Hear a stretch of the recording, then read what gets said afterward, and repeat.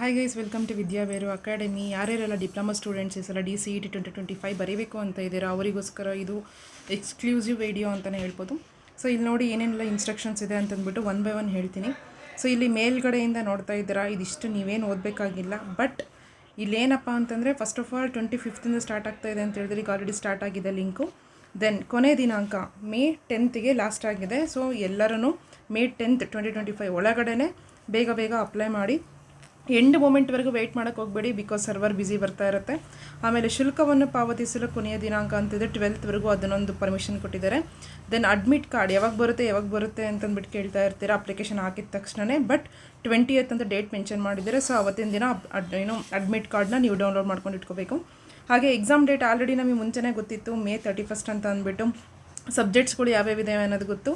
Exam ಬಂದುಬಿಟ್ಟು ಮಧ್ಯಾಹ್ನ 2 ಗಂಟೆಯಿಂದ 5 ಗಂಟೆವರೆಗೂ exam, total 100 marks. Okay. Then ಈ ಸತಿ ಅಪ್ಲಿಕೇಶನ್ ಹಾಕುವಾಗ ತುಂಬ ಕೇರ್ಫುಲ್ಲಾಗಿ ಹಾಕಿ, ಬಿಕಾಸ್ ಇಲ್ಲಿ ನೋಡಿ, ಇಲ್ಲಿ ಅಪ್ಲಿಕೇಶನ್ ಕಮ್ ವೆರಿಫಿಕೇಷನ್ ಮಾಡ್ಯೂಲ್ ಇದೆ. ಓಕೆ. ಸೊ ನಿಮಗೆ ಸಪ್ರೇಟಾಗಿ ಫಿಸಿಕಲಾಗಿ ಕರ್ಸ್ಕೊಂಬಿಟ್ಟು ನಿಮ್ಮ ಡಾಕ್ಯುಮೆಂಟ್ಸ್ ಸರಿ ಇದೆಯಾ ಇಲ್ವಾ ಅಂತಂದ್ಬಿಟ್ಟೆಲ್ಲ ಇರೋದಿಲ್ಲ. ಈ ಸತಿ ನೀವೇನು ಆನ್ಲೈನಲ್ಲಿ ಹಾಕಿರ್ತೀರೋ ದಟ್ ಈಸ್ ದ ಫೈನಲ್. ಇಲ್ಲಿ ಹೇಳಿದ್ದಾರೆ ನೋಡಿ, ಆನ್ಲೈನ್ ಅರ್ಜಿ ಸಲ್ಲಿಸುವಿಕೆಯಲ್ಲಿ ಅಪ್ಲಿಕೇಶನ್ ಕಮ್ ವೆರಿಫಿಕೇಷನ್ ಮಾಡ್ಯೂಲ್ ಆಗಿ ಸಿದ್ಧಪಡಿಸಲಾಗಿದೆ. ಅಭ್ಯರ್ಥಿಗಳು ದಾಖಲಿಸುವ ವಿವರಗಳನ್ನು, ಅಂದರೆ ಶಾಲಾ ವ್ಯಾಸಂಗ, ಕನ್ನಡ ಮಾಧ್ಯಮ, ಜಾತಿ, ಪ್ರವರ್ಗ, ವಾರ್ಷಿಕ ಆದಾಯ ಮುಂತಾದ ವಿವರಗಳನ್ನು ಸ್ಯಾಟ್ಸ್ ಹಾಗೂ ಕಂದಾಯ ಇಲಾಖೆಯ ವೆಬ್ ಸರ್ವಿಸ್ ಮುಖಾಂತರ ಆನ್ಲೈನ್ ಮೂಲಕವೇ ಪರೀಕ್ಷಿಸಲಾಗುವುದು. ಭೌತಿಕವಾಗಿ ದಾಖಲೆಗಳ ಪರಿಶೀಲನೆ ಇರುವುದಿಲ್ಲ. ಅಂದರೆ ಫಿಸಿಕಲ್ ಆಗಿ ನಿಮ್ಗೆ ಯಾವುದೇ ಥರ ವೆರಿಫಿಕೇಷನ್ ಮಾಡೋದಿಲ್ಲ. ಎಲ್ಲ ಆನ್ಲೈನಲ್ಲಿ ಏನು ಅಪ್ಲೈ ಮಾಡಿರ್ತೀರೋ ದಟ್ ಈಸ್ ಫೈನಲ್ ಅಂತ ಅಂದ್ಬಿಟ್ಟು. ದೆನ್ ಅಭ್ಯರ್ಥಿಗಳು ಆನ್ಲೈನ್ ಮೂಲಕ ಡಿಪ್ಲೊಮಾ CET 2025ಗೆ ದಾಖಲಿಸಿದ ಎಲ್ಲ ಮಾಹಿತಿಗಳನ್ನು ಅಂತಿಮ ಎಂದು ಪರಿಗಣಿಸಲಾಗುತ್ತದೆ ಮತ್ತು ಈ ಮಾಹಿತಿಯೇ ಮುಂದಿನ ಎಲ್ಲ ಪ್ರಕ್ರಿಯೆಗಳಿಗೆ ಆಧಾರವಾಗಿರುತ್ತದೆ ಹಾಗೂ ಯಾವುದೇ ಕಾರಣಕ್ಕೂ ದಾಖಲಿಸಿದ ಮಾಹಿತಿನೇ ಬದಲಾಯಿಸಲು ಅವಕಾಶವಿರುವುದಿಲ್ಲ ಅಂತ ಹೇಳ್ತಾ ಇದ್ದಾರೆ.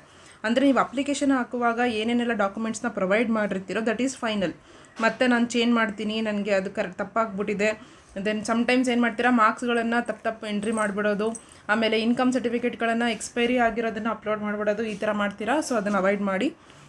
ದೆನ್ ಡಿಪ್ಲೊಮಾ CET 2025 ಅರ್ಜಿ ನಮೂನೆಯಲ್ಲಿ ಜಾತಿ ಹಾಗೂ ಪ್ರವರ್ಗ ಮತ್ತು ವಾರ್ಷಿಕ ಆದಾಯದ ಬಗ್ಗೆ ಒದಗಿಸಿದ ಮಾಹಿತಿಯು ವಿದ್ಯಾರ್ಥಿಗಳಿಗೆ ರ್ಯಾಂಕ್ ನೀಡುವುದಕ್ಕೆ ಹಾಗೂ ಸೀಟ್ ಆಯ್ಕೆ ಮಾಡುವುದಕ್ಕೆ ಪರಿಗಣಿಸಲಾಗುವುದು ಮತ್ತು ಯಾವುದೇ ಕಾರಣಕ್ಕೂ ಬದಲಾಯಿಸಲು ಅವಕಾಶವಿರುವುದಿಲ್ಲ. ಫಾರ್ ಎಕ್ಸಾಂಪಲ್, ಈಗ ನೀವು 2A ಕ್ಯಾಟಗರಿಗೆ ಬಿಲಾಂಗ್ಸ್ ಆಗಿದ್ದೀರಾ ಅಂತಂದರೆ ಬೈ ಮಿಸ್ ಆಗಿ ನೀವು 3A ಅಂತ ಕೊಟ್ಬಿಟ್ಟಿದ್ರಿ ಅಂತಂದರೆ ಅಲ್ಲಿನೂ ಕೂಡ ನಿಮಗೆ ಸೀಟ್ ಅಲಾಟ್ ಆಗುವಾಗ ನಿಮಗೆ ಎಫೆಕ್ಟ್ ಆಗುತ್ತೆ. ಆ್ಯಂಡ್ ದೆನ್ ನೀವು ಗ್ರಾಮೀಣ ಅಭ್ಯರ್ಥಿ ಅಂದರೆ ರೂರಲ್ ಅಭ್ಯರ್ಥಿ ಕೋಟಾ ಇರುತ್ತೆ ನಿಮಗೆ, ಸುಮ್ಮನೆ ನೀವು ಅದನ್ನು ನೋಡಿರೋದಿಲ್ಲ.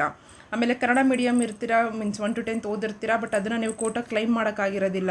ಆಮೇಲೆ ಅಯ್ಯೋ ನಂಗೆ ಫ್ಲ್ಯಾಶ್ ಆಯಿತು ನಾನು ಅಪ್ಲೋಡ್ ಮಾಡ್ತೀನಿ ಅಂತಂದರೆ ಆ ಥರ ಚಾನ್ಸಸ್ ಇರೋದಿಲ್ಲ. ಸೊ ಅಪ್ಲೈ ಮಾಡುವಾಗ ನೀವು ಏನೇನು ಡೀಟೇಲ್ಸ್ನ ಕೊಟ್ಟಿರ್ತೀರೋ ದಟ್ ಈಸ್ ಫೈನಲ್ ಅಂತ ಹೇಳ್ತಾ ಇದ್ದಾರೆ. ಸೊ ಇನ್ನೂ ಯಾರ್ಯಾರೆಲ್ಲ ಅಪ್ಲೈ ಮಾಡಿಲ್ಲ, ಇವಾಗ ಅಪ್ಲೈ ಮಾಡೋದಕ್ಕೆ ಸ್ಟಾರ್ಟ್ ಮಾಡಿ.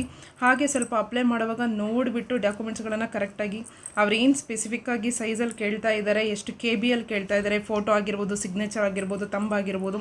ಸೊ ಅದನ್ನೆಲ್ಲ ನೋಡ್ಕೊಂಡ್ಬಿಟ್ಟು ಅಪ್ಲೈ ಮಾಡಿ ಅಂತ ಹೇಳ್ತಾ ಆಲ್ ದ ವೆರಿ ಬೆಸ್ಟ್. ಈಗಿಂದ ನಿಮ್ಮ ಪ್ರಿಪ್ರೇಷನ್ ಸ್ಟಾರ್ಟ್ ಮಾಡಿ, ಒಳ್ಳೆ ರ್ಯಾಂಕಿಂಗ್ ಬಂದೇ ಬರುತ್ತೆ. Okay, thank you guys.